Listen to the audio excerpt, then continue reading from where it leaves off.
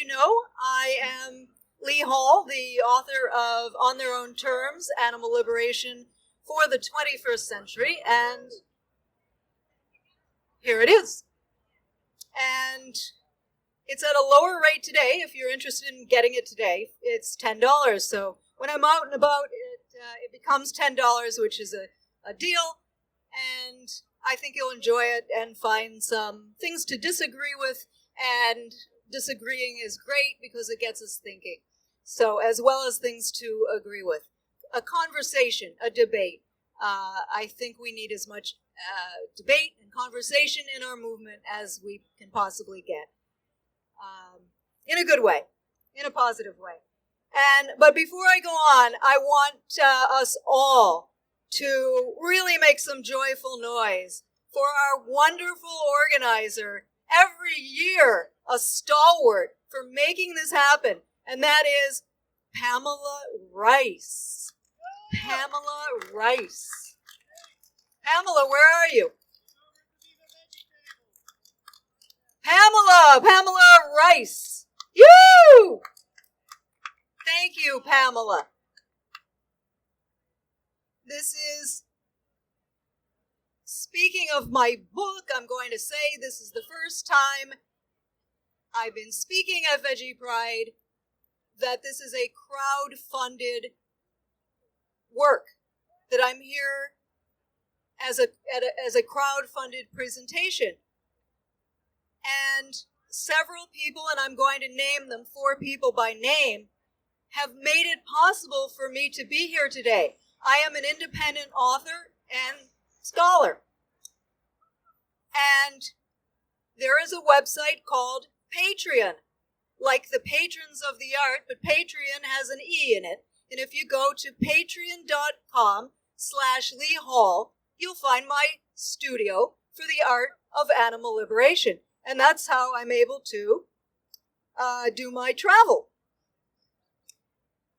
So the people I'd like to mention who have sponsored my presence here today are Bill Drellis in Cleveland, Ohio, Chris Kelly near Dallas, Texas, and in my home state of Pennsylvania, Mauro and Lydia from A to Vegan.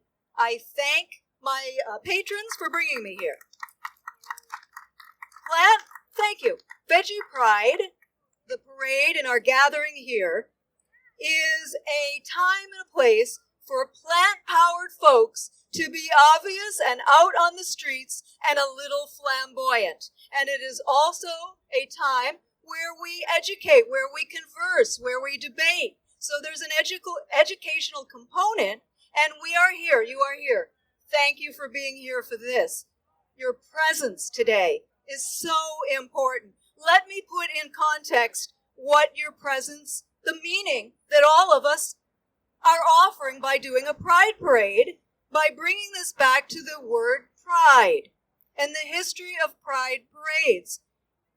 At the beginning, pride parades were called gay freedom marches, and they honored the resistance to a police raid on the Stonewall Inn, just a few streets away from here in Greenwich Village. So there was a gay bar being raided in June 1969, and a marginalized community stood up and said that they refused to be bullied. And from that moment on, we have had pride parades throughout the world. At the end of the Franco administration, Spain had a pride parade that has been going on ever since. And this year in Spain, in Madrid, they're hosting World Pride, and they expect to have 3 million people in Madrid for World Pride.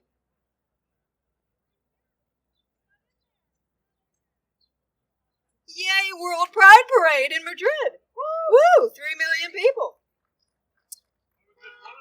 Now, also very cool is Iceland. They get 1/3 of the population of Iceland at the Reykjavik Pride Parade. Isn't that fantastic?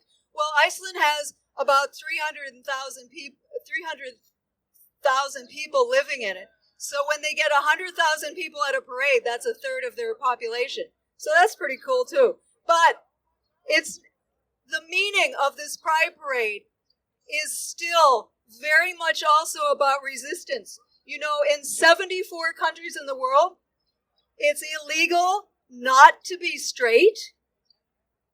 Do you know in some of these countries, not being straight can bring the death penalty? Did you know 74 countries, it's illegal not to be straight? So that's the context in which our history begins.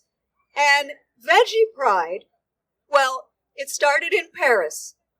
In Paris, which has had a gay pride march for many years, they also started a Veggie Pride parade. That started in 2009. And actually, it was in 2001. It was in 2001. Ours here started in 2009. And the New York City Veggie Pride Parade was held simultaneously with pride parades held in Prague and in Birmingham, England. So what's it all about? Veggie Pride Parade aims to encourage us to openly affirm our convictions and to open public debate. Debate is so important on the legitimacy of consuming animals. And I want to say today that all living beings, whether we are members of a queer community in terms of gender, or whether we are treated as weird because of our respect for other animals, or whether as members of other than human communities, all beings and all groups on this planet today are unsafe. We are all under attack. This is the context in which our parade and gathering is happening. What do I mean by we're all at risk? Well, humans have already caused mass extinctions. And scientists call the time we are living in the sixth great extinction. And no natural extinction has ever come close to this one in terms of how rapid it's progressing, because this one is human-driven. This poses perhaps the greatest threat to our human lives on Earth, because we are connected to everybody else in the bio community, and you can't pull a thread out of the fabric of life without impacting the entire fabric of life on this Earth. And now comes the environmentally ignorant Trump administration calling the shots, affecting local and regional habitats, our riversides, our wetlands, our estuaries, our borderlands, the global biocommunity. What is the remedy for attack?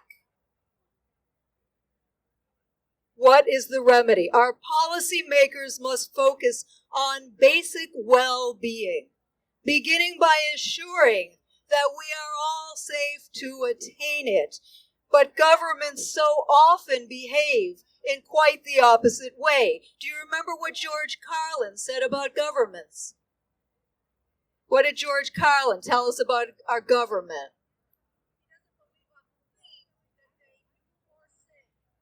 It's a big club and you ain't in it.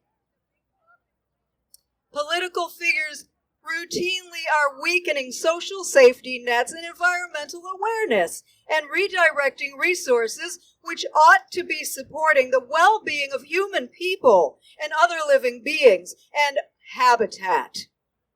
We can form a collective demand for basic sustenance for all. We can work to ensure mutual aid, including provisions for universal health and education. We can ensure that those ideas are not derided as snowflake nonsense. The idea, and it's a vegan ideal, of non-exploitation of animals also commits us to human kindness, support for safe places, making sure that hate has no home here, and that empathy knows no borders. News reports that people are being chased down in churches and sanctuaries trigger in me the feeling that I have when I hear that authorities are chasing down the deer in my local refuge, Valley Forge National Historical Park. When authorities think their job is to menace certain groups of humans or other living communities, humans are bullies. And so many humans are being caught in the menacing net. More still live in fear of becoming the next targets. So it's going to take stamina on our part. Thank you, Pamela Rice, and everybody who's here year after year after year. It's going to take stamina to advance any kind of movement for liberation. That said, people may now be willing to understand the intersections of oppression and to dig for their common root. After all, humans wouldn't be treated like animals if we didn't get in the habit of treating animals so meanly. I mentioned extinctions, and I would like to mention before concluding that we do face one more massive crisis on Earth, and we all know what that is: climate change. And you know, that's another human-driven one. And this is not fake news, this is real news. What I'm about to say comes with a citation. An Oxford cancer prevention study, it had, by the way, 55,000 subjects being studied. In the EPIC Oxford study is the name of it. Some scientists looked at dietary greenhouse gas emissions in omnivores and the emissions from people in vegan, diet-related emissions from people who are vegan. It was twice as much for the omnivores. And the citation is Peter Scarborough et al. In Climatic Change 2014. That's really significant. The difference between the omnivore and the vegan diet was the omnivore was double the greenhouse gas emissions. So, and it can't be just a matter of switching to cheese, because cheese has a bigger ecological cost, actually, than eating chickens. In the summertime, cheese comes from cows, lactating cows, and in the summertime, a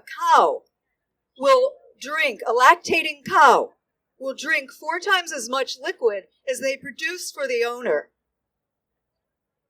So that's how serious dairy is for climate change. We can't just switch to an ovo-lacto diet and really think that we are solving the problem. Should we switch to fish?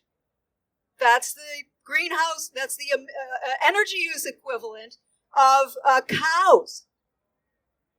It's not helping. So how do we save our seacoasts and our estuaries and our wetlands, our beautiful parks and lands along the Hudson River and the Susquehanna River? How do we do it? Go vegan and go vegan and have vegan pride. And I think I'd like to just conclude on this note, because we're talking about pride today, in the history of pride. And so I'm going to leave you with the idea of talking about vegan offerings, because we are offering something generously of ourselves to the public in terms of ethics and in terms of information. I'm no longer using the words vegan options, because I don't really think vegan is an alternative ethically and climate-wise and health-wise. I don't see it as an option. And I have pride in veganism. And that's why now I've started saying vegan offerings, And so I'm just proud of every one of you, as well as grateful to every one of you who is here and giving of your time generously to be here. Thank you.